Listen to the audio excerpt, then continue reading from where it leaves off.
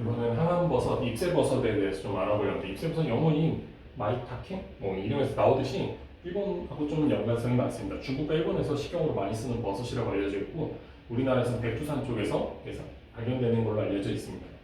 흔히는 뭐 당뇨병, 고지혈증, 고혈압, 면역 체계를 강화시키고 암 예방 치료에 도움이 된다고 되어 있습니다. 뭐 중간에 여러 가지 기전 설명해 보면 암세포들, 특히 면역세포들, 특히 T셀이나 이런 쪽에서 자극을 많이 주는 걸로 되어 있습니다. 그래서 이제 면역 세포들의 자극으로 인해서 암 예방 등을 하게 되고, 그 외에 이제 뭐 전에 암 환자분들 얘기는 아니라서 뺐는데 혈당이나 혈압 같은 데 도움도 되는 걸로 나와 있습니다. 잎새버섯은 대체로 뭐 대식세포, 뭐 자연살의 세포, T셀 또는 뭐 다른 면역 세포들을 자극하는 거로 되어 있는데, 특히 이제 우리 임상에서 암 환자들한테 사용했을 때 어떻게 했는지에 대한 논문이 몇 개 있어서 같이 소개 좀 드리려고 합니다.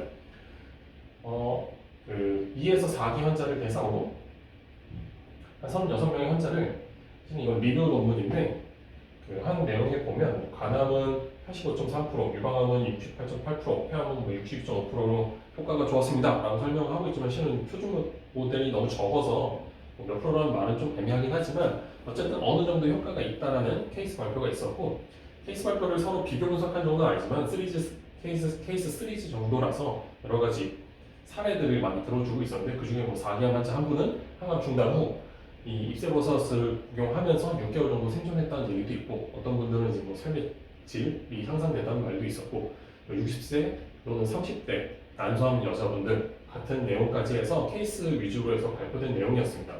이 내용을 보고 뭐 잎새버섯이 항암에 효과가 좋아라고 단정짓긴 논문의 근거상 많이 부족하지만, 그래도 잎새버섯을 사용했을 때 삶의 질이 좋아진다든지 암 치료를 했을 때 병행에서도 효과가 있었다는 가능성 정도는 볼 수 있었던 논문 같습니다. 추가로 유방암 환자들한테 사용한 논문도 하나 또 있었는데요. 유방암 환자들한테 투여했을 때는 13연구, 23연구 병행 연구한 내용이었고, 특히 미국 보건원에서 펀딩 받아서 했었고, 게리단 교수님 잘 아시는 분인데 같은 논문이라서 좀 유익있게 봤었습니다. 내용은 생존율을 본 건 아니고, 우리 일반 유방암 환자분들에게 잎새버섯을 주고 또는 한쪽에서는 주지 않는 겁니다. 분발로 해서 그냥 먹인 겁니다. 뭐 추출물 아니고 버섯을 갈아서 먹은 겁니다. 일정 기간 먹었을 때 어떤 기간이 지날 때마다 한 번씩 면역 세포들에 대한 숫자, 카운트가 어떻게 됐는지를 측정을 했습니다. 이때 농도도 단계별로 누구는 0.1, 누구는 0.2, 누구는 1 이렇게 주고 기간마다 쭉 잘라서 봤는데, 보면은 쭉 올라갔다가 이렇게 살짝 내려오더랍니다. 그래서 무조건 많이 먹는다고 좋은 건 아니었고, 적정량을 먹는 게 일반적으로 어느 정도 향상시키는 데 도움이 됐다고 합니다. 실제로. 그리고 잎새버섯을 안 먹는 것보다 먹는 게 확실히 면역세포들이 증진시켜줬다는 내용도 확인할 수 있었습니다. 암의 뭐 생존율까지 본 건 아니지만 어쨌든 잎새버섯이 병행에 들어갔을 때 우리 몸에서 면역세포 자극이 있었다는 건 확실한 거고, 또 재밌었던 거는 면역세포 자극이 다 확인도 했지만 반대로 면역을 억제하는 인자에 대한 자극도 같이 있었다고 합니다.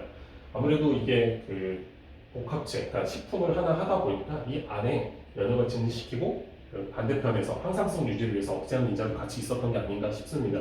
좀 더 암 환자에게는 연구가 좀 더 필요하지만 어쨌든 면역을 자극할 수 있다는 실험 연구, 기초 연구에 대해서는 충분히 의미가 있을 것 같습니다. 그리고 다른 연구에서는 폐경후 유방암 환자에게는 면역 조절 효과, 그리고 골수 이형성 증후군 같은 경우에 호중구나 단핵부 기능을 강화하는 효과도 같이 있었다고 하니 잎새버섯에 대해서 어느 정도 알고 계시면 좋을 것 같습니다.